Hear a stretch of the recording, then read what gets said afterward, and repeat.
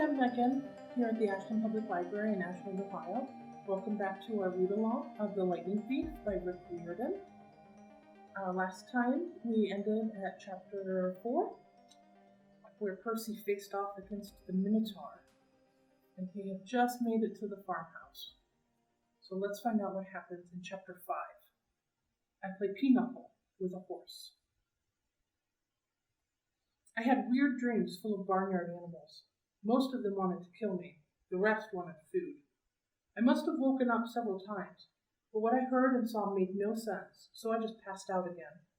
I remember lying in a soft bed, being spoon-fed something that tasted like buttered popcorn, only it was pudding. The girl with the curly blonde hair hovered over me, smirking as she scraped drips off my chin with the spoon. When she saw my eyes open, she asked, "What will happen at the summer solstice?" I managed to croak, "What?" She looked around, as if afraid someone would overhear. "What's going on? What was stolen? We've only got a few weeks." "I'm sorry," I mumbled. "I don't." Somebody knocked on the door, and the girl quickly filled my mouth with pudding. The next time I woke up, the girl was gone. A husky blonde dude, like a surfer, stood in the corner of the bedroom, keeping watch over me. He had blue eyes, at least a dozen of them, on his cheeks, his forehead, the backs of his hands.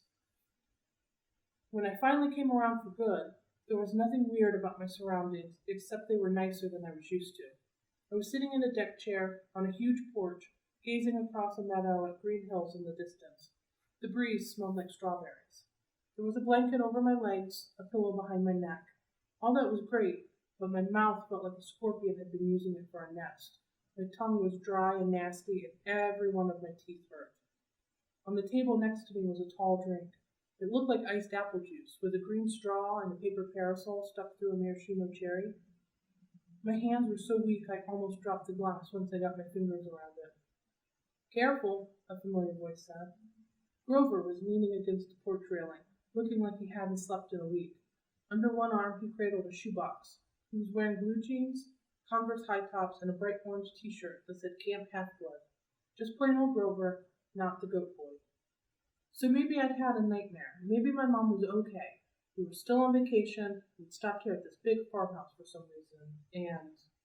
"You saved my life," Grover said. Well, the least I could do. I went back to the hill. I thought you might want this." Reverently, he placed the shoebox in my lap. Inside was a black and white bull's horn, the base jagged from being broken off, the tip splattered with dried blood. It hadn't been a nightmare. "The Minotaur," I said. Percy, it isn't a good idea." "That's what they call them in the Greek myths, isn't it? I demanded. The Minotaur, half man, half bull." Grover shifted uncomfortably. "You've been out for 2 days. How much do you remember?" "My mom, is she really?" He looked down. I stared across the meadow. There were groves of trees, a winding stream, acres of strawberries spread out under the blue sky. The valley was surrounded by rolling hills, and the tallest one, directly in front of us, was the one with the huge pine tree on top. Even that looked beautiful in the sunlight. My mother was gone. The whole world should be black and cold. Nothing should look beautiful. "I'm sorry," Grover sniffled. "I'm a failure. I'm the worst satyr in the world." He moaned, stomping his foot so hard it came off. The Converse high top came off. The inside was filled with styrofoam, except for a hoof-shaped hole. "Oh, sticks," he mumbled. Thunder rolled across the sky. As he struggled to get his hoof back in the fake foot, I thought, well, that settles it. Grover was a satyr. I was ready to bet that if I shaved his curly brown hair, I'd find tiny horns on his head. But I was too miserable to care that satyrs existed, or even minotaurs. All that meant was my mom really had been squeezed into nothingness, dissolved into yellow light. I was alone, an orphan. I would have to live with Smelly Gabe? No, that would never happen. I would live on the streets first. I would pretend I was 17 and join the army. I'd do something. Grover was still sniffling. The poor kid, poor goat, satyr, whatever, looked as if he expected to be hit. I said, "It wasn't your fault." "Yes, it was. I was supposed to protect you." "Did my mother ask you to protect me?" "No, but that's my job. I'm a keeper. At least, it was." "But why I suddenly felt dizzy, my vision swimming. Don't strain yourself, Grover said. Here. He helped me hold my glass and put the straw to my lips. I recoiled at the taste because I was expecting apple juice. It wasn't that at all. It was chocolate chip cookies. Liquid cookies. And not just any cookies. My mom's homemade blue chocolate chip cookies, buttery and hot with the chips still melting. Drinking it, my whole body felt warm and good, full of energy. My grief didn't go away, but I felt as if my mom had just brushed her hand against my cheek, given me a cookie the way she used to when I was small, and told me everything was going to be okay. Before I knew it, I drained the glass. I stared into it, sure I'd just had a warm drink, but the ice cubes hadn't even melted. Was it good? Grover asked. I nodded.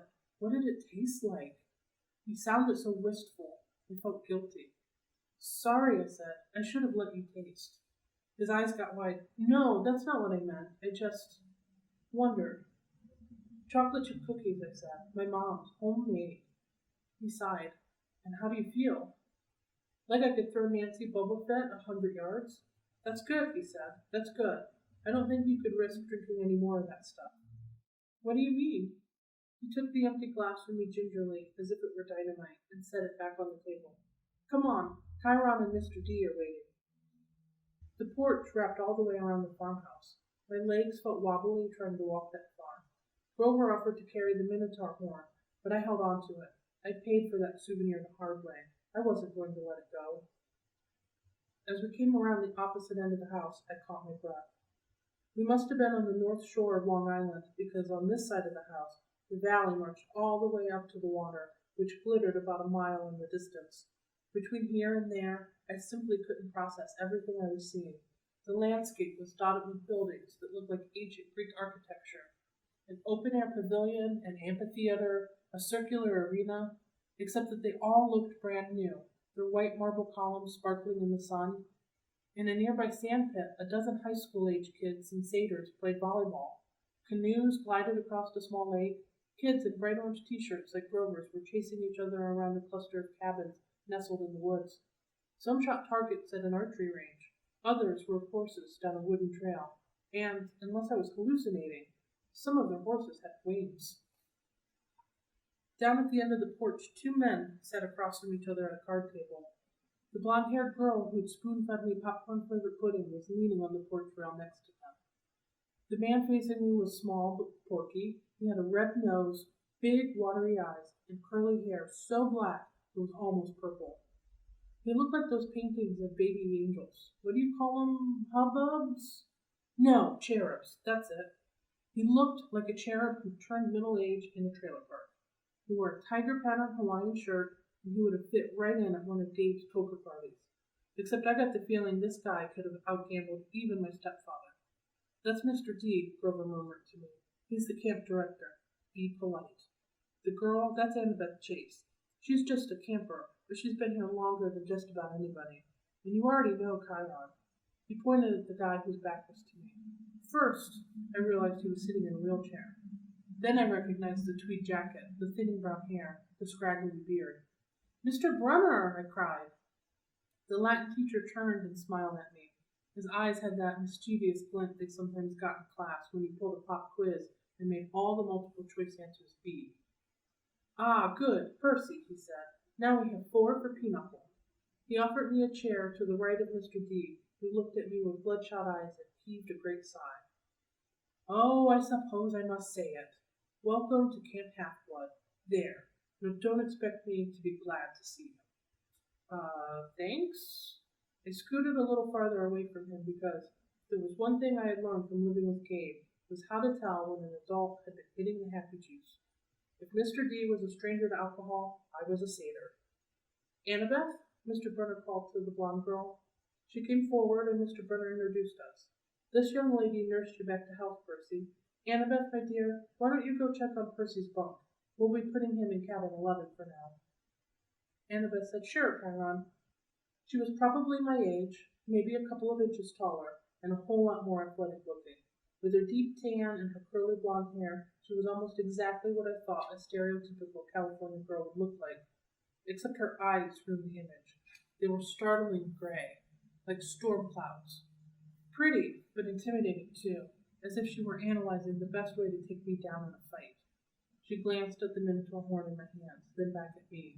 I imagined she was going to say, "You killed a minotaur?" Or "Wow, you're so awesome," or something like that. Instead, she said, "You drool when you sleep."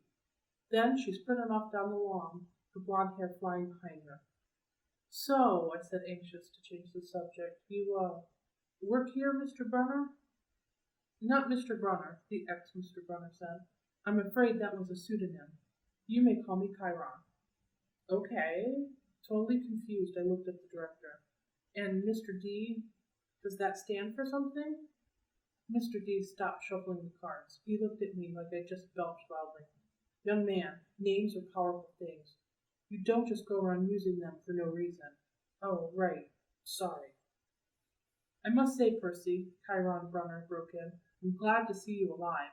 It's been a long time since I've made a house call to a potential camper. I'd hate to think I've wasted my time." "House call?" "My year at Yancey Academy to instruct you. We have satyrs at most schools, of course, keeping a lookout, but Grover alerted me as soon as he met you. He sensed you were something special, so I decided to come upstate. I convinced the other Latin teacher to, take a leave of absence. I tried to remember the beginning of the school year. It seemed like so long ago, but I did have a fuzzy memory of there being another Latin teacher my first week at Yancey. Then, without explanation, he had disappeared, and Mr. Brunner had taken the class." "You came to Yancey just to teach me?" I asked. Chiron nodded. "Honestly, I wasn't sure about you at first. We contacted your mother, let her know we were keeping an eye on you in case you were ready for Camp Half-Blood. But you still had so much to learn. Nevertheless, you made it here alive, and that's always the first test." "Grover," Mr. D said impatiently, "are you playing or not?" "Yes, sir." Grover trembled as he took the fourth chair, though I didn't know why he should be so afraid of a pudgy little man in a tiger print Hawaiian shirt. "You do know how to play pinochle," Mr. D eyed me suspiciously. "I'm afraid not," I said. "I'm afraid not, sir," he said. "Sir," I repeated. I was liking the camp director less and less. "Well," he told me, "it is, along with gladiator fighting and Pac-Man, one of the greatest games ever invented by the humans. I would expect all civilized young men to know the rules." "I'm sure the boy can learn," Chiron said. "Please," I said, "what is this place? What am I doing here? Mr.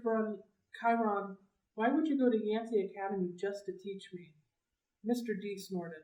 I asked the same question. The camp director dealt the cards. Grover flinched every time one landed in his pile. Chiron smiled at me sympathetically, the way he used to in Latin class, as if to let me know that no matter what my average was, I was his star student. He expected me to have the right answer.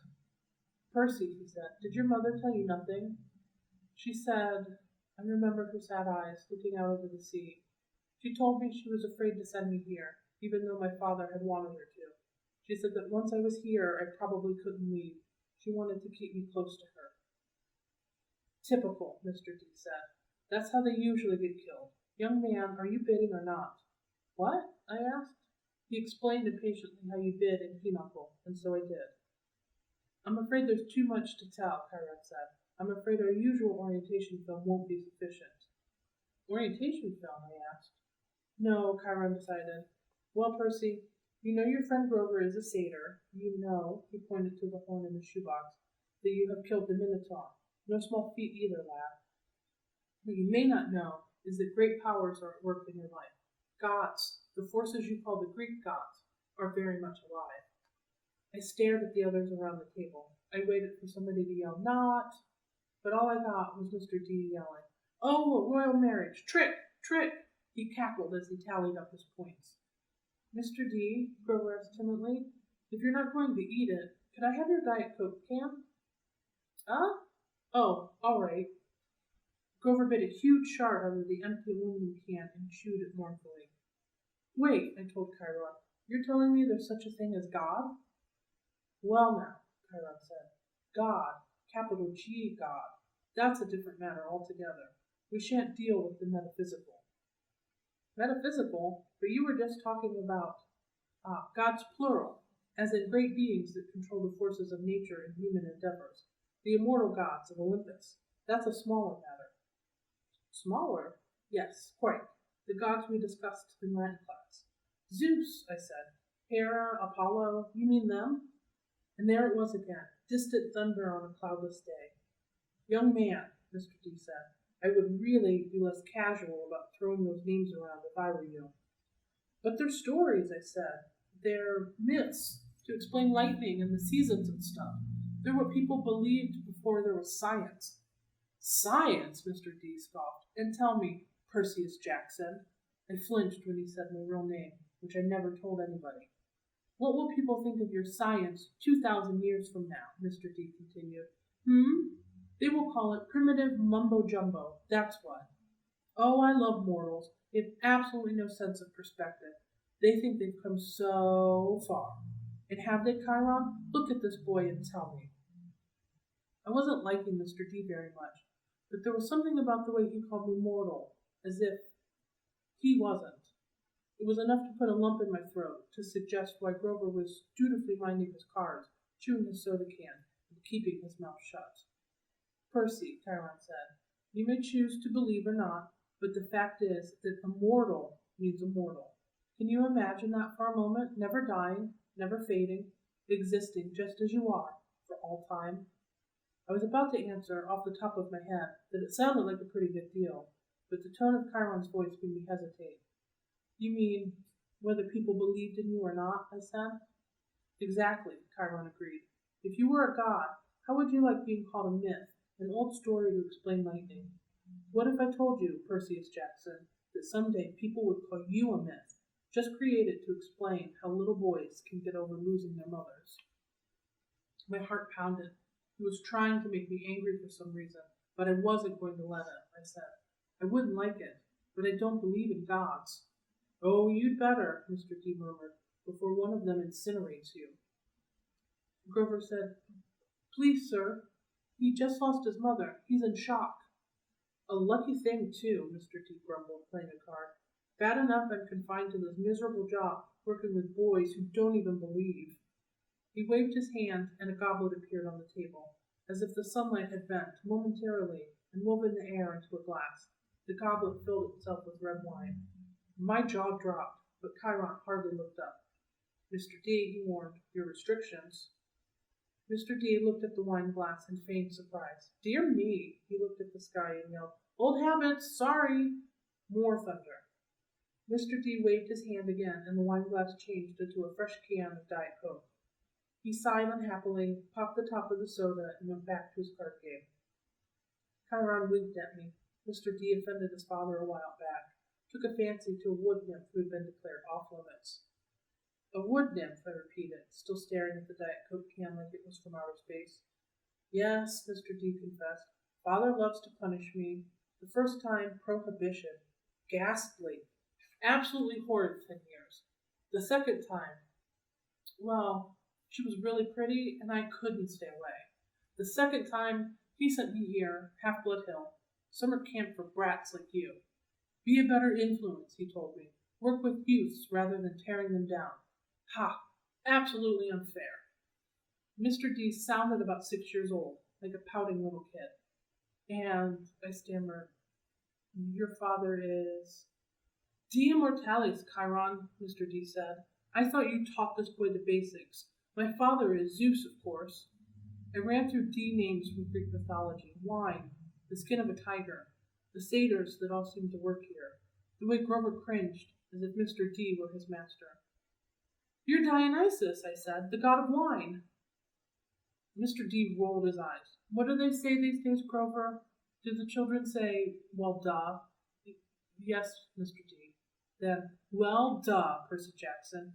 Did you think I was Aphrodite, perhaps? You're a god. Yes, child. A god. You. He turned to look at me straight on, and I saw a kind of purplish fire in his eyes, a hint that this whiny, plump little man was only showing me the tiniest bit of his true nature.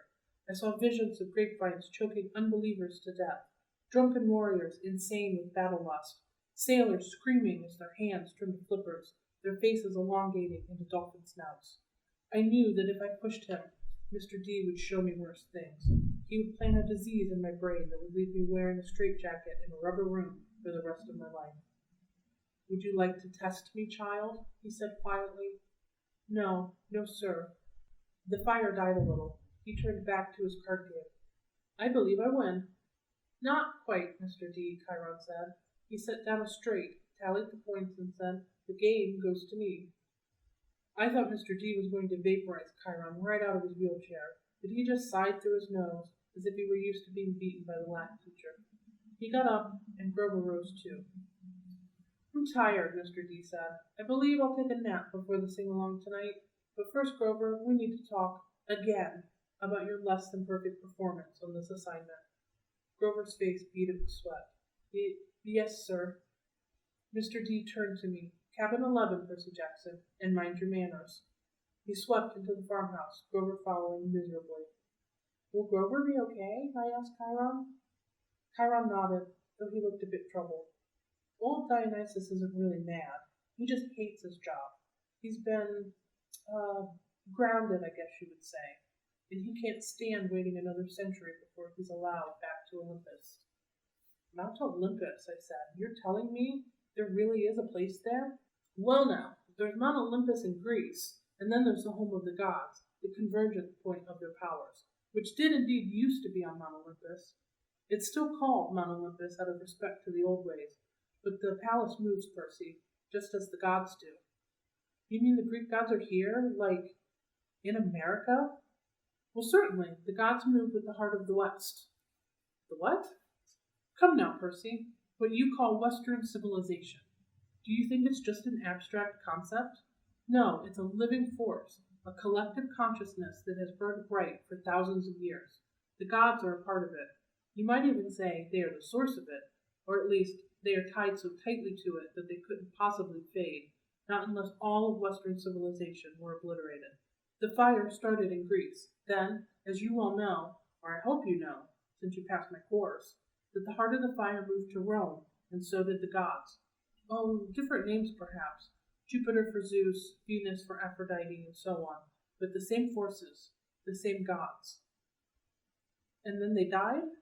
Died? No. Did the West die? The gods simply moved. To Germany, to France, to Spain for a while. Wherever the flame was brightest, the gods were there. They spent several centuries in England. All you need to do is look at the architecture. People do not forget the gods.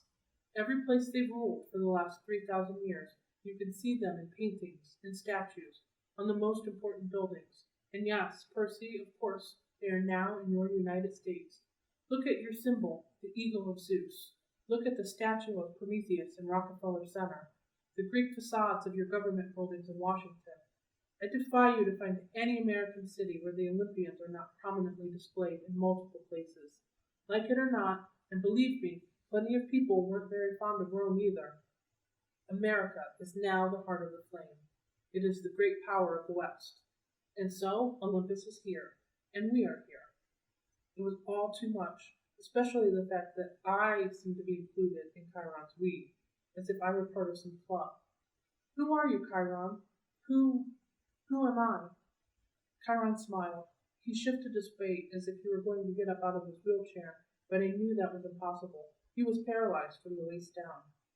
Who are you? He mused. Well, that's the question we all want answered, isn't it? But for now, we should get you a bunk in cabin 11. There will be new friends to meet, and plenty of time for lessons tomorrow. Besides, there will be s'mores at the campfire tonight, and I simply adore chocolate. Then he did rise from his wheelchair, but there was something odd about the way he did it. His blanket fell away from his legs, but the legs didn't move. His waist kept getting longer, rising above his belt. At first, I thought he was wearing very long, white velvet underwear. But as he kept rising out of the chair, taller than any man, I realized that the velvet underwear wasn't underwear. It was the front of an animal, muscle and sinew under coarse white fur. And the wheelchair wasn't a chair. It was some kind of container, an enormous box on wheels, and it must have been magic, because there was no way it could have held all of him. A leg came out, long and knobby-kneed, with a huge polished hoof, and then another front leg, then hindquarters. And then the box was empty, Nothing but a metal shell with a couple of fake human legs attached. I stared at the horse who had just sprung from the wheelchair, a huge white stallion, but where its neck should be was the upper body of my Latin teacher, smoothly grafted to the horse's trunk. What a relief, the centaur said. I'd been cooped up in there for so long my fetlocks had fallen asleep. Now come, Percy Jackson, let's meet the other campers. And that is the end of chapter 5. I'll come back next time for chapter 6.